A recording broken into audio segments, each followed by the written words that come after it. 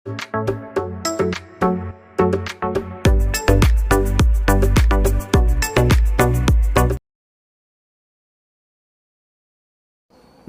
ഏവർക്കും study Nifty മലയാളത്തിന്റെ daily market ന്യൂസിലേക്ക് സ്വാഗതം. ഇന്ന് നവംബർ 26 ചൊവ്വാഴ്ചയാണ്. 2 ദിവസത്തെ ശക്തമായ റാലിയാണ് നമുക്ക് ഇന്ത്യൻ മാർക്കറ്റിൽ കാണാൻ കഴിഞ്ഞത്. ഇനി ഇന്നലെ ക്ലോസ് ചെയ്ത US മാർക്കറ്റുകളിലേക്ക് വരാം. വാൾസ്ട്രീറ്റിലെ പ്രധാനപ്പെട്ട ഇൻഡെക്സുകളെല്ലാം പോസിറ്റീവിലാണ് ക്ലോസ് ചെയ്തത്.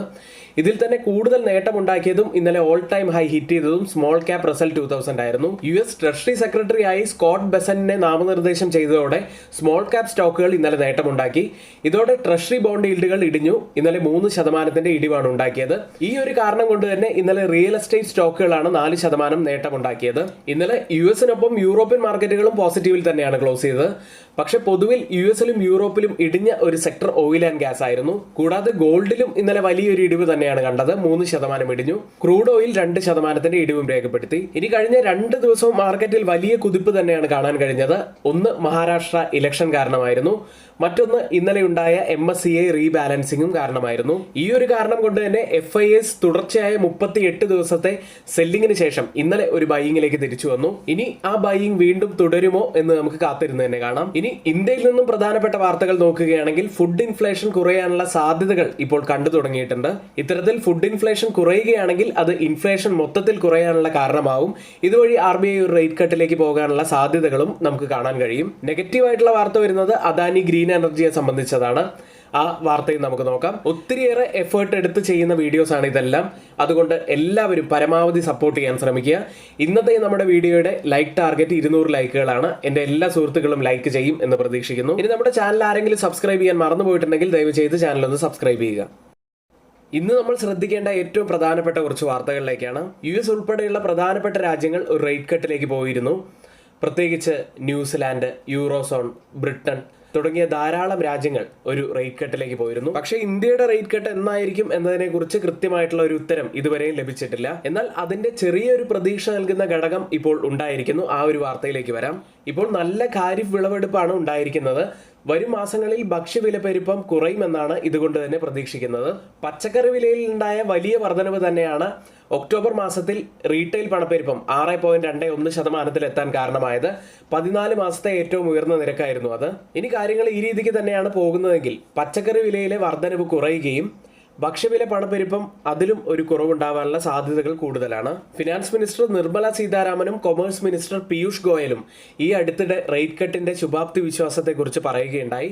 ഏതായാലും പണപ്പെരുപ്പം കുറയുകയാണെങ്കിൽ RBI റേറ്റ് കട്ടിലേക്ക് പോകാനുള്ള സാധ്യതകളുണ്ട്. അടുത്തത് അദാനി ഗ്രൂപ്പ് സ്റ്റോക്കുകൾക്കെതിരെയുള്ള മറ്റൊരു നെഗറ്റീവായിട്ടുള്ള വാർത്തയാണ്. ഗൗതം അദാനിയും സാഗർ അദാനിക്കും എതിരെ US അധികൃതർ കുറ്റം ചുമത്തിയിട്ടുണ്ടായിരുന്നു. ഈ വാർത്ത നമ്മൾ കുറച്ച് ദിവസം മുൻപ് തന്നെ നൽകിയതാണ്. ഇപ്പോൾ ഇന്നത്തെ നെഗറ്റീവായിട്ടുള്ള വാർത്ത എന്താണെന്ന് വെച്ചാൽ ടോട്ടൽ എനർജീസ് എന്ന കമ്പനി പുതിയ നിക്ഷേപങ്ങൾ അദാനി സ്റ്റോക്കുകളിൽ നിർത്തുന്നു.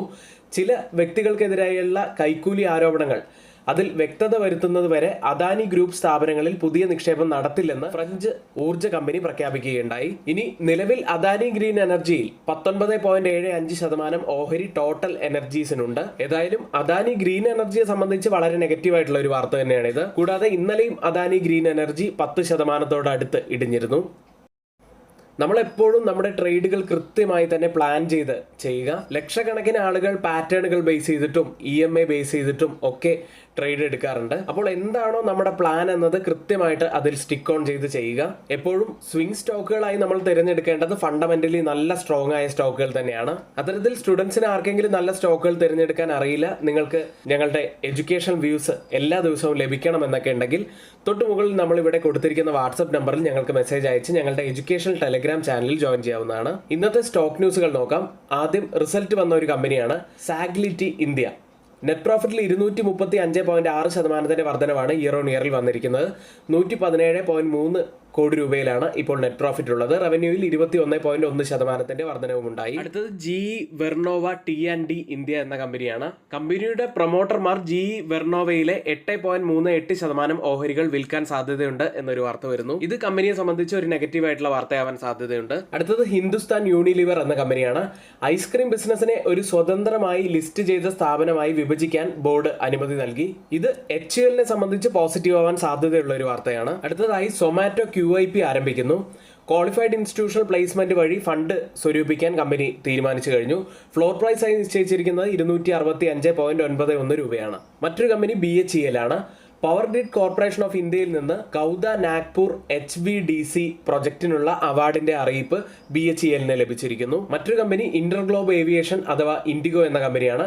സെപ്റ്റംബറിൽ അവരുടെ മാർക്കറ്റ് ഷെയർ 63%, എന്നാൽ ഒക്ടോബറിലേക്ക് വരുമ്പോൾ 63.3%.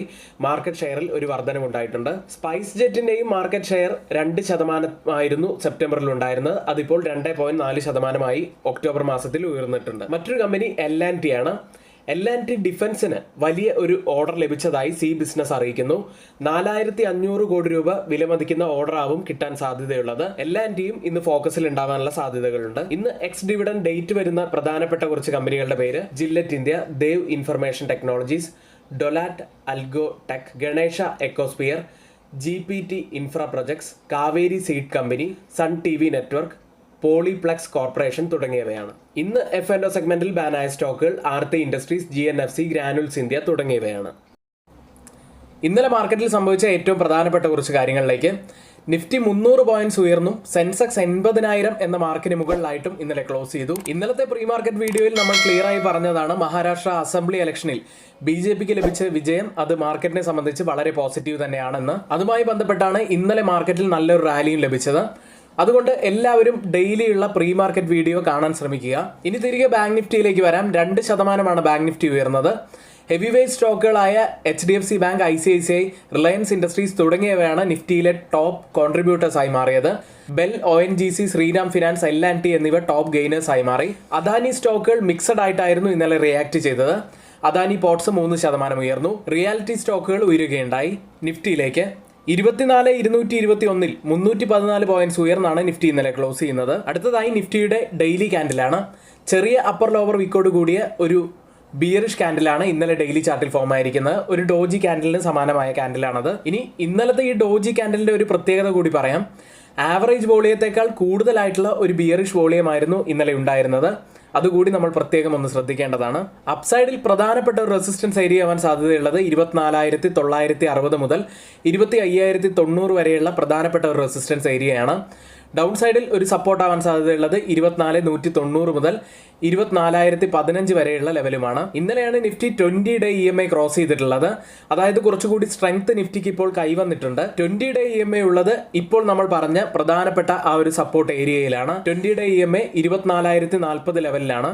ഇനി നിഫ്റ്റി 24,000 ബ്രേക്ക് ചെയ്യുകയാണെങ്കിൽ ഡൗൺ സൈഡിൽ 23,800 പ്രധാനപ്പെട്ട മറ്റൊരു സപ്പോർട്ട് ആവാനും സാധ്യതയുണ്ട്. അടുത്തതായി മാക്സിമം ഓപ്പൺ ഇൻട്രസ്റ്റ് രേഖപ്പെടുത്തിയ കോൾ സൈഡിലെയും പുട്ട് സൈഡിലെയും സ്ട്രൈക്കുകളിലേക്കാണ്. കോൾ സൈഡിൽ കൂടുതൽ ഓപ്പൺ ടെസ്റ്റ് രേഖപ്പെടുത്തിയിരിക്കുന്ന ആദ്യത്തെ സ്ട്രൈക്ക് 24,500 ആണ്. അതിനുശേഷം 24,300 സ്ട്രൈക്കിലും അതിനുശേഷം 24,200 സ്ട്രൈക്കിലുമാണ്. പുട്ട് സൈഡിൽ കൂടുതൽ ഓപ്പൺ ടെസ്റ്റ് രേഖപ്പെടുത്തിയിരിക്കുന്ന ആദ്യത്തെ സ്ട്രൈക്ക് 24,000 ആണ്. അതിനുശേഷം 24,300 സ്ട്രൈക്കും അതിനുശേഷം 23,800 സ്ട്രൈക്കിലുമാണ്. ഓപ്പൺ ഇൻട്രസ്റ്റ് ഡാറ്റ പ്രകാരം റെസിസ്റ്റൻസ് ആവാൻ സാധ്യതയുള്ളത് 24,300, സപ്പോർട്ട് ആവാൻ സാധ്യതയുള്ളത് 24,000, പിന്നീട് 23,800. അടുത്തതായി ചേഞ്ച് ഇൻ ഓപ്പൺ ഇൻട്രസ്റ്റ് ഡാറ്റയാണ് പരിശോധിക്കുന്നത്. ഇതുവഴി ഇപ്പോൾ മാർക്കറ്റ് കൂടുതലായി ബുൾസിനെയാണോ ബിയേഴ്സിനെയാണോ സപ്പോർട്ട് ചെയ്യുന്നത് എന്ന് നമുക്ക് നോക്കാം. ആദ്യം 24,200 സ്ട്രൈക്കിൽ ATM സ്ട്രൈക്കിൽ 280% വർധനവാണ് പുട്ട് സൈഡിലുള്ളത്. ലോങ് ബിൽഡപ്പാണ്. എന്നാൽ കോൾ സൈഡ് താരതമ്യേന വീക്കാണ്. 16% മാത്രം വർധനവാണ് കോൾ സൈഡിലുള്ളത്. ഒരു ചെറിയ ഷോർട്ട് ബിൽഡപ്പാണത്. 24,150 സ്ട്രൈക്കിൽ 1,220% വർധനവാണ് പുട്ട് സൈഡിൽ കാണുന്നത്. വളരെ ശക്തമായ ഒരു ലോങ് ബിൽഡപ്പ് തന്നെയാണ്. എന്നാൽ 13% ഇടിവാണ് കോൾ സൈഡിൽ കാണുന്നത്. അതായത് ഒരു ഷോർട്ട് കവറിംഗ് ആ സ്ട്രൈക്കിൽ നടക്കുന്നു. അടുത്തത് 24,250 സ്ട്രൈക്കിൽ 2,340% വർധനവാണ് പുട്ട് സൈഡിൽ കാണുന്നത്. വളരെ വലിയ ശക്തമായിട്ടുള്ള ഒരു ലോങ് ബിൽഡപ്പാണത്. എന്നാൽ 115% വർധനവാണ് കോൾ സൈഡിൽ കാണുന്നത്. ഒരു ചെറിയ ഷോർട്ട് ബിൽഡപ്പാണ്.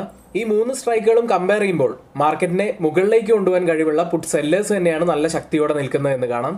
ബാങ്ക് നിഫ്റ്റിയിലേക്ക് 52,207 1072 പോയിന്റ്സ് ഉയർന്നാണ് ബാങ്ക് നിഫ്റ്റി ക്ലോസ് ചെയ്യുന്നത്. 52,000 മുകളിലായി ക്ലോസ് ചെയ്യാൻ സാധിച്ചു എന്നതൊരു പോസിറ്റിവിറ്റി തന്നെയാണ്. ഇനി ബാങ്ക് നിഫ്റ്റിയിൽ ഈ ഒരു ചാനൽ പാറ്റേണിന്റെ ലോവർ എൻഡിൽ ടച്ച് ചെയ്തപ്പോൾ നമ്മൾ പറഞ്ഞിരുന്നതാണ് ഇവിടെ നിന്നും ഒരു റിവേഴ്സൽ ഉണ്ടാവാനുള്ള സാധ്യതകളുണ്ട് എന്ന്.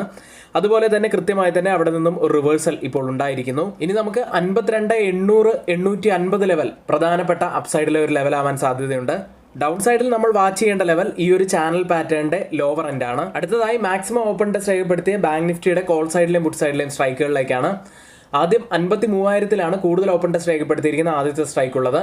അതിനുശേഷം 52,000 സ്ട്രൈക്കും അതിനുശേഷം 52,500 സ്ട്രൈക്കിലുമാണ്. പുട്ട് സൈഡിൽ കൂടുതൽ ഓപ്പൺ ടെസ്റ്റ് രേഖപ്പെടുത്തിയിരിക്കുന്ന ആദ്യത്തെ സ്ട്രൈക്ക് 52,000 അതിനുശേഷം 51,500 സ്ട്രൈക്കിലും അതിനുശേഷം 51,400 സ്ട്രൈക്കിലുമാണ്. ഓപ്പൺ ഇൻട്രസ്റ്റ് ഡാറ്റ പ്രകാരം ഒരു റെസിസ്റ്റൻസ് ആവാൻ സാധ്യതയുള്ളത് 52,500 സപ്പോർട്ട് ആവാൻ സാധ്യതയുള്ളത് 52,000 ഇന്ത്യ വിക്സിലേക്ക് തുടർച്ചയായ 4 ദിവസത്തെ നേട്ടത്തിന് ശേഷം ഇന്നലെ ഇന്ത്യ വിക്സ് ഇടിഞ്ഞു. 15.30 4.94% ഇന്നലെ ഇടിഞ്ഞത്. ഗ്ലോബൽ മാർക്കറ്റ് സെഗ്മെന്റിൽ ആദ്യം FIDE ആക്ടിവിറ്റിയാണ്. FIS 9,947 കോടി രൂപയ്ക്കാണ് ഇന്നലെ ബൈ ചെയ്തത്.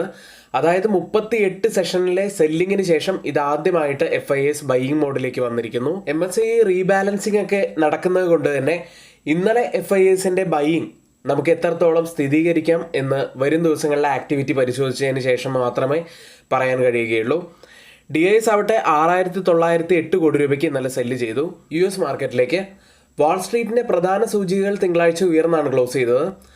US ട്രഷറി സെക്രട്ടറിയായി സ്കോട്ട് ബെസന്റിനെ നാമനിർദ്ദേശം ചെയ്തതിന് ശേഷം സ്മോൾ ക്യാപ് റസൽ 2000 സൂചിക എക്കാലത്തെയും ഉയർന്ന നിലയിലെത്തി. മറ്റ് പ്രധാനപ്പെട്ട ഇൻഡെക്സുകളിൽ ഡൗ ജോൺസ് 0.99% നേട്ടത്തിലും S&P 500 0.3% നേട്ടത്തിലും നാസ്ഡാക്ക് 0.27% നേട്ടത്തിലുമാണ് ക്ലോസ് ചെയ്തത്. ഇന്നലെ ഫോക്കസിലുണ്ടായിരുന്ന മറ്റൊരു സെക്ടർ ഓയിൽ ആൻഡ് ഗ്യാസ് ആയിരുന്നു. ഇസ്രയേലും ലെബനും തമ്മിലുള്ള വെടിനിർത്തൽ കരാറിന്റെ ചർച്ചകളിൽ ശ്രദ്ധ കേന്ദ്രീകരിക്കുന്നതിനാൽ ഇന്നലെ ഓയിൽ പ്രൈസുകൾ 2% ഇടിവാണ് ഉണ്ടാക്കിയത്. US ട്രഷറി സെക്രട്ടറിയായി സ്കോട്ട് ബെസന്റിനെ നാമനിർദ്ദേശം ചെയ്തതോടെ ട്രഷറി ഈൽഡുകൾ ഇടിയുകയുണ്ടായി. US 10-year ട്രഷറി ബോണ്ട് ഈൽഡുകൾ ഇപ്പോൾ 4.28%. ഏകദേശം 3% ഇടിവാണ് ഇന്നലെ ഉണ്ടായത്. ഇന്നലെ സ്മോൾ ക്യാപ് റസൽ 2000 3 വർഷത്തിന് ശേഷം ഓൾ ടൈം ഹൈ ഹിറ്റ് ചെയ്തിരുന്നു. ഇതിന്റെ പ്രധാനപ്പെട്ട കാരണം നോക്കുകയാണെങ്കിൽ US പ്രസിഡന്റ് ഡൊണാൾഡ് ട്രംപിന്റെ ബിസിനസ് സൗഹൃദ നയങ്ങൾ കൂടുതലായി ഗുണം ചെയ്യാൻ സാധ്യതയുള്ളത് സ്മോൾ ക്യാപ് സ്റ്റോക്കുകളെ ആയിരിക്കും എന്നതുകൊണ്ടാണ് റസൽ 2000 ഇന്നലെ ഓൾ ടൈം ഹൈ ഹിറ്റ് ചെയ്തത്. ഇന്നലെ ബോണ്ട് ഈൽഡുകളിൽ വലിയ ഇടിവ് കണ്ടത് റിയൽ എസ്റ്റേറ്റ് സെക്ടറുകളിൽ ഒരു നേട്ടമുണ്ടാക്കാനുള്ള കാരണമായി. ഹൗസിംഗ് ഇൻഡെക്സ് ഇന്നലെ 4.5% ഉയർന്നു. ഇനി ഫെഡറൽ റിസർവിന്റെ അടുത്ത മീറ്റിംഗ് നടക്കാനിരിക്കുന്നത് ഡിസംബർ 17-18 തീയതികളിലാണ്. ഇൻവെസ്റ്റേഴ്സ് ഇപ്പോൾ പ്രതീക്ഷിക്കുന്നത് ഒന്നില്ലെങ്കിൽ ഒരു റേറ്റ് കട്ടിൽ ഒരു പോസ് ഉണ്ടായിരിക്കും, അല്ലെങ്കിൽ ഒരു റേറ്റ് കട്ടിനുള്ള സാധ്യതകൾ ഉണ്ടായിരിക്കും. CME ഫെഡ് വാച്ച് ടൂൾ കാണിച്ചു തരുന്നത് 25 ബേസിസ് പോയിന്റ്സ് റേറ്റ് കട്ടിനുള്ള സാധ്യത 56.2%. അടുത്തതായി US ലിസ്റ്റ് ചെയ്ത ഇന്ത്യൻ കമ്പനികളുടെ പ്രകടനത്തിലേക്കാണ്. ഇൻഫോസിസ് 0.22% നേട്ടത്തിലും വിപ്രോ 1.29% നേട്ടത്തിലും ക്ലോസ് ചെയ്തു. ബാങ്കിംഗ് സൈഡിൽ HDFC ബാങ്ക് 3.74% നേട്ടത്തിലും ICICI ബാങ്ക് 1.40% നേട്ടത്തിലും ക്ലോസ് ചെയ്തു. ഡോക്ടർ റെഡ്ഡി 0.85% നേട്ടത്തിലും റിലയൻസ് ഇൻഡസ്ട്രീസ് 1.8% നേട്ടത്തിലുമാണ് ക്ലോസ് ചെയ്തത്. ഇപ്പോൾ ട്രേഡിംഗ് ആരംഭിച്ച US മാർക്കറ്റിന്റെ ഫ്യൂച്ചേഴ്സ് ഡൗ ജോൺസ് 0.38% ഇടിവിലാണ്. S&P 500 0.38% തന്നെ ഇടിവിൽ ട്രേഡ് ചെയ്യുന്നു. യൂറോപ്യൻ മാർക്കറ്റുകളിലേക്ക് ഇന്നലെ യൂറോപ്പിലെ 3 മാർക്കറ്റുകളും പോസിറ്റീവിൽ തന്നെയാണ് ക്ലോസ് ചെയ്യുന്നത്. UK മാർക്കറ്റ് FTSE 0.36% നേട്ടത്തിലും ഫ്രാൻസ് മാർക്കറ്റ് CAC 0.03% നേട്ടത്തിലും ജർമ്മൻ മാർക്കറ്റ് ഡാക്സ് 0.43% നേട്ടത്തിലും പാൻ യൂറോപ്യൻ സ്റ്റോക്ക് 600 0.14% നേട്ടത്തിലുമാണ് ക്ലോസ് ചെയ്തത്. ഹൗസ് ഹോൾഡ് മൈനിങ് സ്റ്റോക്കുകളാണ് 1% മുകളിൽ ഇന്നലെ നേട്ടമുണ്ടാക്കിയത്. ഓയിൽ ആൻഡ് ഗ്യാസ് സ്റ്റോക്കുകൾ 1% ഇടിവുമുണ്ടാക്കി. ഇപ്പോൾ ട്രേഡിംഗ് ആരംഭിച്ച യൂറോപ്യൻ മാർക്കറ്റിന്റെ ഫ്യൂച്ചേഴ്സ് ഇടിവിലാണ്. ഡാക്സ് 0.66% ഇടിവിലും CAC 0.51% ഇടിവിലും FTSE 0.38% ഇടിവിലും ട്രേഡ് ചെയ്യുന്നു.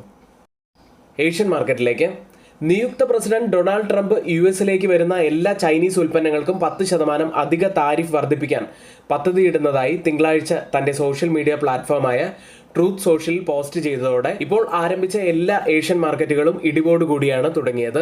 ആദ്യം ഗിഫ്റ്റ് നിഫ്റ്റിയിൽ നിന്ന് ആരംഭിക്കാം. 24,283 എന്ന നിലയിലാണ് രാവിലെ ഇപ്പോൾ 7 മണി കഴിഞ്ഞ് 5 മിനിറ്റാണ് സമയം ഇപ്പോൾ ട്രേഡ് ചെയ്യുന്നത്. 66 പോയിന്റ്സ് ഡൗൺ സൈഡിലാണ്. ഇപ്പോൾ ഗിഫ്റ്റ് നിഫ്റ്റി ഇടിവിലാണെങ്കിലും നിഫ്റ്റിയിൽ ഇന്ന് നമുക്കൊരു 10 മുതൽ 20 പോയിന്റ്സിനിടയിലുള്ള ഒരു ഗ്യാപ്പ് അപ്പ് ഓപ്പണിങ്ങിനുള്ള സാധ്യതയാണ് ഇപ്പോൾ ഗിഫ്റ്റ് നിഫ്റ്റി സൂചിപ്പിക്കുന്നത്. ജപ്പാൻ മാർക്കറ്റ് നിക്കി 1.5% ഇടിവിലും ഹോങ്കോങ് മാർക്കറ്റ് ഒരു മ്യൂട്ടഡ് അവസ്ഥയിലും ഇപ്പോൾ ട്രേഡ് ചെയ്യുന്നു.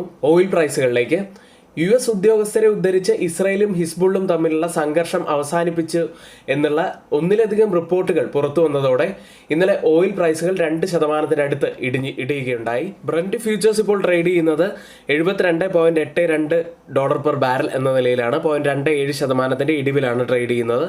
WTI ഉള്ളത് $68.72 പെർ ബാരൽ എന്ന നിലയിൽ 0.32% ഇടിവിൽ ട്രേഡ് ചെയ്യുന്നു. ഇന്ന് ഫോക്കസിലുള്ള പ്രധാനപ്പെട്ട വാർത്തകളാണ് നമ്മളിവിടെ ഷെയർ ചെയ്തിരിക്കുന്നത്. ഏറ്റവും പ്രധാനപ്പെട്ട കുറച്ച് വാർത്തകൾ ഏറ്റവും ഓതറൈസ്ഡ് ആയിട്ടുള്ള സൈറ്റുകളായ money control, Mint, Reuters, CNBC, financial express, ET Now തുടങ്ങിയ മാധ്യമങ്ങളിൽ നിന്നാണ് എടുത്തിട്ടുള്ളത്. ഇവിടെ പറഞ്ഞ മറ്റെല്ലാ കാര്യങ്ങളും നിങ്ങളുടെ എഡ്യൂക്കേഷണൽ പർപ്പസിന് വേണ്ടി മാത്രമാണ് ഷെയർ ചെയ്യുന്നത്. ഒരിക്കലും അത് റെക്കമെൻഡേഷനായിട്ട് ആരും തന്നെ എടുക്കരുത്. എങ്കിൽ ഇന്നത്തെ വീഡിയോ ഇവിടെ പൂർത്തിയാവുന്നു. ഏവർക്കും നന്ദി.